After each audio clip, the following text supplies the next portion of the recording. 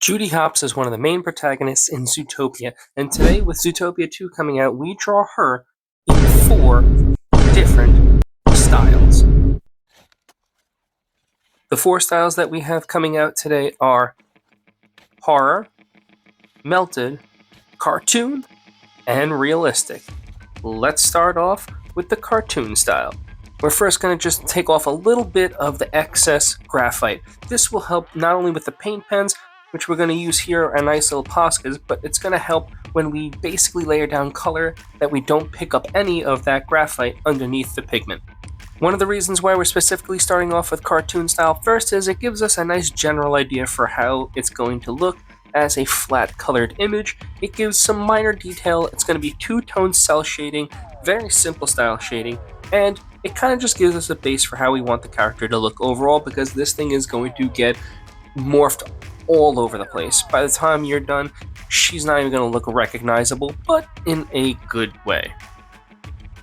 We're just going to finish off with a nice thick, bold outline, which is kind of standard for a lot of the older cartoons and the Disney look, so we can just pop in a nice, bold outline across this whole thing, and we're going to call it finished as we now move on to the melted effect. Now you might be thinking to yourself, well, what's the melted effect? It's kind of like the drip effect, but a little bit different. Instead of just having big drips, we're going to transform the entire image and make it look wavy, kind of like the image of a big melting candle. We want to make this look undulating and melty and curvy and all sorts of just disformed in a really cool and interesting style. It takes the drip and kind of elevates it into a little bit more of an artistic effect. Now, before we finish off this effect, I have to ask a really important question. What was your favorite scene from the first movie? I think for me, it has to be the DMV scene with Flash. I mean, I just love how Nick is intentionally trying to torture Judy in a fun, playful way, and you could just see how slowly Flash is moving, and that's just kind of like the funniness unto the name unto itself.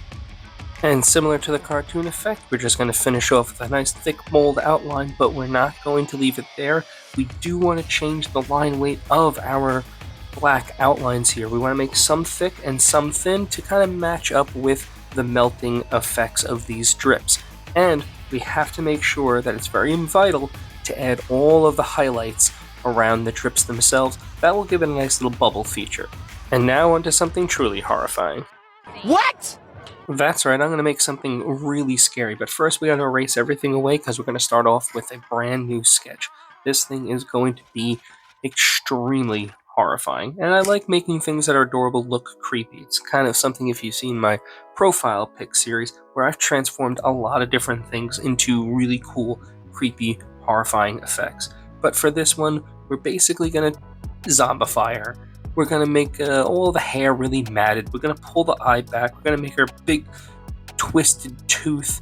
We're going to make sure some of the skin gets peeled away, and that makes it super, super creepy. And for a little added effect, I'm going to put a little fox skull right where the badge used to be.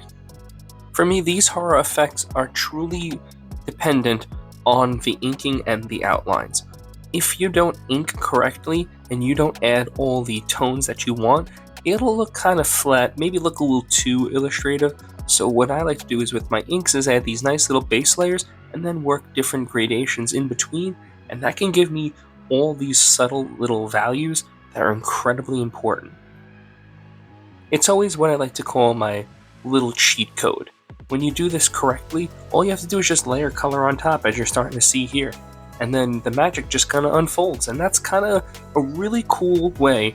If you're struggling to create three-dimensional images, but you're really good at black and white, try just doing that. Try using just black and gray markers, add your three-dimensional tones, and then just a single layer of color across the top. Over time, you'll get better and better, and before you know it, you'll actually develop a lot of skills creating three-dimensional realism with color.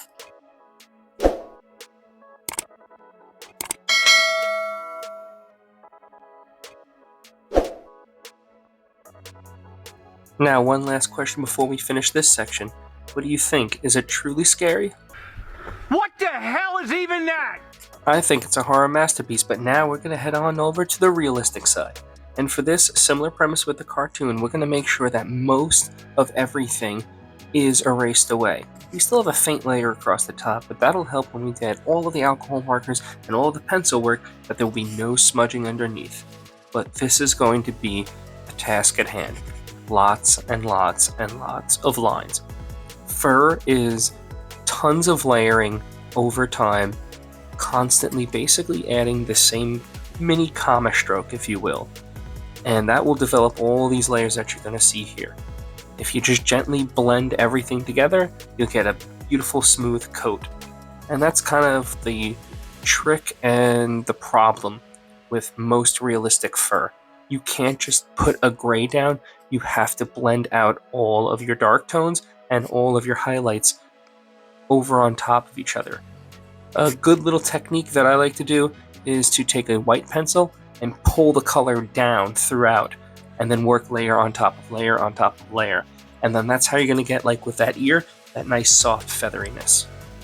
Another really good tip when you're going to work with fur, work in bunches. Think of the hair in little series of bunches, how it flows and how it collects together, how it moves. So in the bridge of the nose, it's going to kind of funnel up towards the middle. Then as it moves around the brow, it's going to curve more towards the left and curve down towards the cheekbones. So when you think of it in these little mini bunches, they each have highlights, middle tones, and shadows. So when you actually apply all that simple coloring, it breaks it down and makes it a heck of a lot easier to draw all those little hairs in. Now, one thing you may notice is this doesn't look necessarily like the movie. It looks very similar, but it doesn't look exactly like the movie, and there's a specific reason for that. I'm going for a realistic version of Judy, and a more realistic version wouldn't have hairs so smoothly layered down. Be a little matted in some areas, some stray hairs, so if you see me constantly kind of adding hairs that might go sideways or diagonally across the face, it's because I want to give it a more realistic flow. If you ever look at hair on any animal, it's not going to be completely combed down unless it went to a groomer. But I didn't want to change the eye, because I felt like if I changed the eye into a more realistic rabbit eye instead of Judy's eye, then it wouldn't really be a very recognizable image, and without that big animated eye, it would just look way too funky and way too wonky. And plus, I want to kind of give a mini tutorial for how to blend with colored pencils. And one way that I love to blend with colored pencils is to start with my darks first, work very lightly with very minimal amounts of darks, but establishing the darks, and then using my lighter colors to pull the dark out and blend it around. So what I mean by that is, as you can see with my eye here, I put all the black down, then I layered the blue in, and then I lightened it up with white. But I pulled all the black out to give all those faint little lines, and that's how you're going to get that super realistic eyeball. And we are finished. Which section did you like the best? Was it the horror, the realistic, the cartoon, or the melted effect? Let me know in the comments below. Thank you so much for stopping by, and I'll see you all in the next video.